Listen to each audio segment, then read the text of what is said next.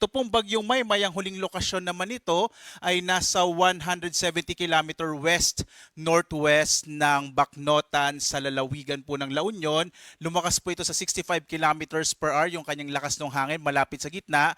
Pagbugso naman na nasa 80 kilometers per hour at medyo mabagal na kumikilos patimog timog silangan, no? Kaya po ngayong araw, asahan niyo po mga kababayan na magiging maulan pa rin sa malaking bahagi ng Luzon, lalong-lalo na sa may western section po ng northern and central, maging dito sa may southern Luzon at maging dito sa may kanlurang bahagi po ng Kabisayaan. Samantala sa iba pang bahagi nating bansa, dito po sa may eastern section po ng southern Luzon, yung Bicol region, malalabing bahagi ng Kabisayaan at malaking bahagi ng Mindanao, localized thunderstorms naman ang mararanasan sa araw na ito.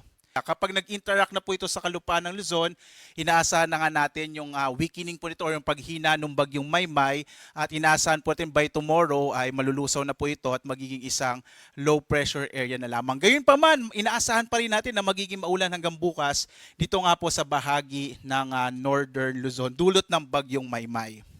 Samantala, as of 5 a.m. po, nakataas po ngayon ang Tropical Cyclone Wind Signal number 2 dito sa may bahagi ng central and southern portion sa Ilocos Sur, gayon din sa northern and central portion ng La Union, northwestern portion itong Pangasinan, southwestern portion ng Abra, gayon din po sa western portion ng Mountain Province at northwestern portion ng Benguet. So pinag-iingat po ng Pag-asa yung mga kababayan natin kung saan nakataas itong Tropical Cyclone Wind Signal number 2, lalo na po sa malalakas na hangin na dulot ng bagyo.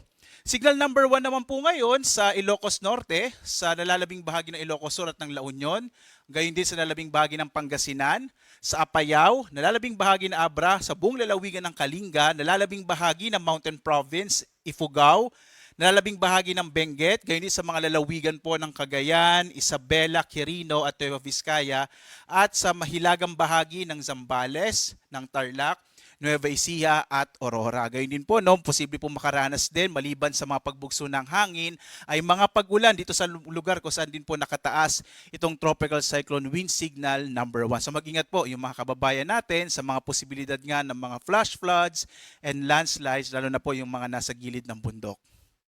Inaasahan pa rin natin na posible po magkaroon ng mga malalakas na mga pag-ulan na maaaring magdulot ng mga flash floods and landslides, partikular na kung saan dadaan yung bagyo dito po sa may area ng La Union, Ilocos Sur, maging sa Bay Benguet, Pangasinan, Zambales. Etong sa may Zambales po, dulot naman din yan ng southwest monsoon or habagat at kasama din po yung epekto ng bagyo.